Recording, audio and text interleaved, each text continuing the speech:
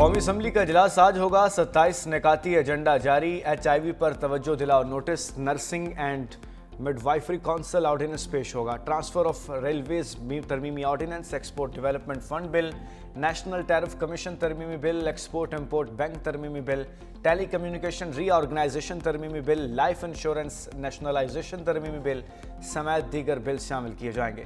متعدد قائمہ کمیٹیوں کی رپورٹس. ریلوے زمین کی غیر قانونی منتقلی پر توجہ دلاؤ نوٹس اور صدر کے مشترکہ اجلاس سے خطاب پر شکریہ کی تحریک بھی ایجنڈے کا حصہ.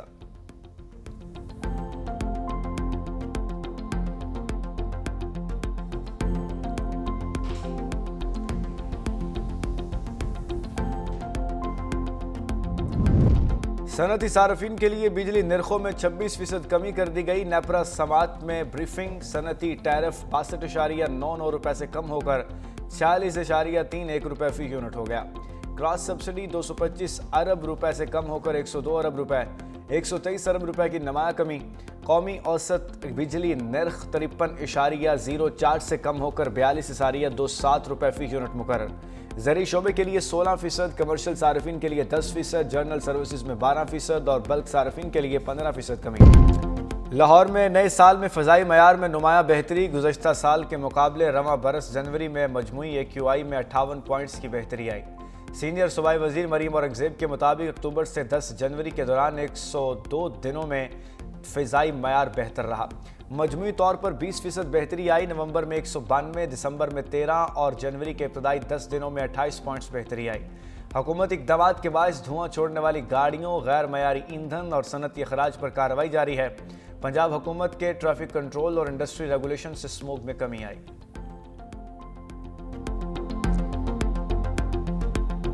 نومئی واقعات میں وزیر اعلیٰ سہیل آفریدی کی موجودگی کی تصدیق. پشاور واقعات کی ویڈیوز پر پنجاب فورینزک لیبارٹری کی رپورٹ تیار. رپورٹ کے مطابق سہیل آفریدی کی 2 ویڈیوز میں کلپس جوڑنے کے شواہد بھی سامنے آئے. وزیر اعلیٰ KP کی پروفائل تصویر کو 9 مئی کی ویڈیو سے ملا کر دیکھا گیا. پروفائل تصویر اور ویڈیو میں موجود شخص ایک ہی ہے. عرفان سلیم کی پروفائل تصویر کی بھی ویڈیوز میں موجود ہونے کی تصدیق. ویڈیوز میں کامران بنگش اور تیمور جھگڑا کی موجودگی کی بھی تصدیق. پشاور پولیس کی درخواست پر 16 ویڈیوز کا فریم بہ فریم تجزیہ کیا گیا. ویڈیوز میں کسی قسم کی ایڈیٹنگ کے شواہد نہیں ملے. رپورٹ 19 سے 23 دسمبر 2025 کے دوران مکمل کی گئی. انسداد دہشت گردی عدالت نے ریڈیو پاکستان حملہ کیس میں پولیس سے رپورٹ طلب کی تھی.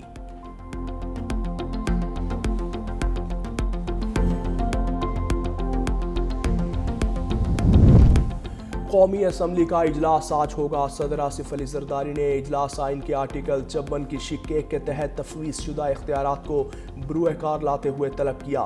قومی اسمبلی کا موجودہ 23واں اجلاس ہوگا.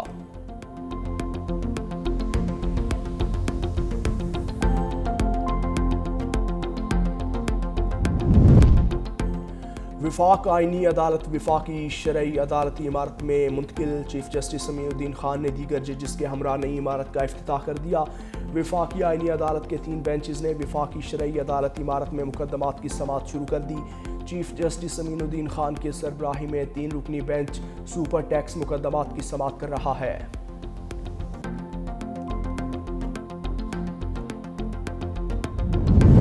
سپریم کورٹ میں جوڈیشل کمیشن کے 3 اہم اجلاس آج ہوں گے. چیف جسٹس پاکستان یاحییٰ آفریدی کی زیر صدارت جوڈیشل کمیشن اجلاس.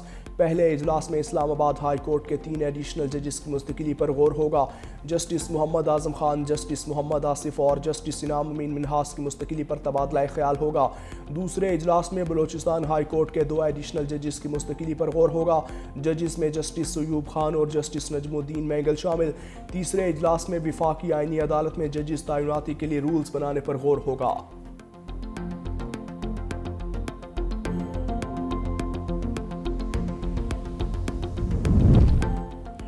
لاہور ہائی کورٹ کا ناصر باغ کے پارک کو بحال کرنے کا حکم. کینال روڈ سے درخت کاٹنے سے متعلق رپورٹ بھی عدالت میں پیش. رپورٹ میں کہا گیا کہ کینال روڈ سے درختوں کی شاخیں کاٹی گئی ہیں. 3 بڑی شاخوں کو کاٹا گیا، وہ شاخیں انڈر پاس کی طرف بڑھ رہی تھیں۔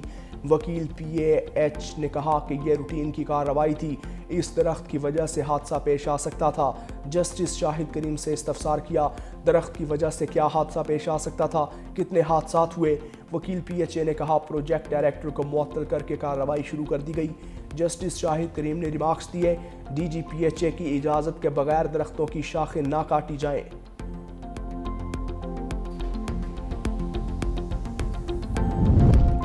لاہور ہائی کورٹ میں بھارتی خاتون سربجیت کور کے خلاف درخواست دائر کرنے والے وکیل علی چنگیزی سندھو نے شیخو پورہ پولیس کے جاری دوسرے طلبی نوٹس کو چیلنج کر دیا۔ درخواست گزار نے موقف اختیار کیا، پولیس نے حقائق کے برعکس اور غیر قانونی طور پر دوسرا نوٹس جاری کیا۔ سربجیت کور سے متعلق تفتیش اور بھارت واپسی کی درخواست پہلے ہی ہائی کورٹ میں زیر سماعت ہے۔ عدالت سے طلبی نوٹسز کالعدم قرار دینے کی استدعا۔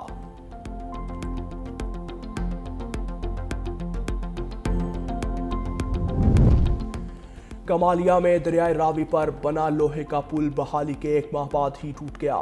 4 ماہ قبل سیلاب سے متاثرہ پل ٹوٹنے سے 80 سے زائد دیہاتوں کا زمینی رابطہ منقطع۔ مقامی افراد زرعی مشینری لے جانے کے لیے طویل راستے اختیار کرنے اور کشتیوں کے ذریعے سفر پر مجبور۔ مکینوں کا حکومت سے فوری بحالی کا مطالبہ۔ محکمہ ہائی وے کے مطابق پانی کی اچانک آمد سے پل متاثر ہوا، چند روز میں مرمت کر کے بحال کیا جائے گا۔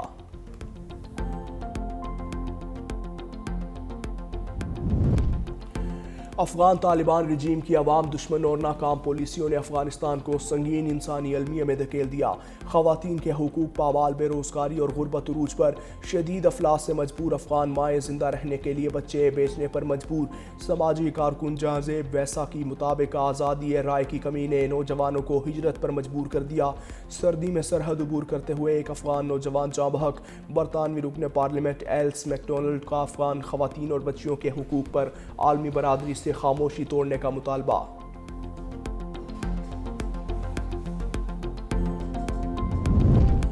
مودی سرکار بھارتی فوجیوں کی بدعنوانی چھپانے میں ناکام۔ قطر میں سابق بھارتی نیوی آفیسر پورنیندو تیواری کی دوبارہ گرفتاری سے بھارتی فوج کا مکروہ چہرہ بے نقاب۔ انڈین ایکسپریس کے مطابق وزارت خارجہ نے گرفتاری کی تصدیق کر دی۔ اگست 2022 سے جاری کیس میں جاسوسی کے الزام پر 8 سابق بھارتی افسران کو سزائے موت سنائی جا چکی۔ دفاعی ماہرین کا کہنا ہے کہ اندرونی کرپشن، اخلاقی جرائم، سیفرونائزیشن اور ہندوتوا نظریات نے بھارتی فوج کی پیشہ ورانہ ساکھ کو عالمی سطح پر شدید نقصان پہنچایا۔ غزہ میں اسرائیلی بربریت کے سائے چھٹ نہ سکے، صہیونی فوج کے حملوں میں مزید 3 فلسطینی شہید، 7 زخمی۔ اسرائیلی فوج نے رفح خان یونس غزہ سٹی کو نشانہ بنایا۔ غزہ میں سخت موسمی حالات، 2 ماہ کا فلسطینی بچہ سردی سے ٹھٹھر کر دم توڑ گیا۔ ٹھنڈ سے موت کے منہ میں جانے والے فلسطینیوں کی تعداد 4 ہو گئی۔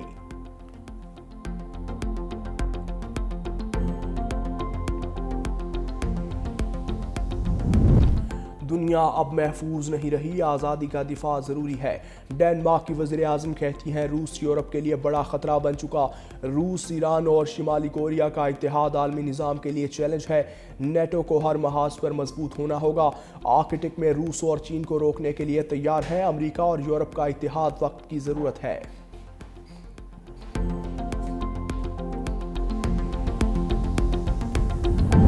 امریکی شہر لاس اینجلس میں ایرانی حکومت کے خلاف مظاہرے کے دوران ٹرک کی ٹکر سے متعدد مظاہرین زخمی، کئی افراد اسپتال منتقل۔ ٹرک ڈرائیور گرفتار۔ دوسری جانب ایران کا امریکہ اور صہیونی حکومت کے خلاف مزاحمت میں مرنے والوں کی یاد میں 3 روزہ سوگ کا اعلان۔ ایران میں 14 روز سے جاری احتجاجی مظاہروں میں ہلاکتوں پر مختلف انسانی حقوق تنظیموں کے متضاد دعوے سامنے آ گئے۔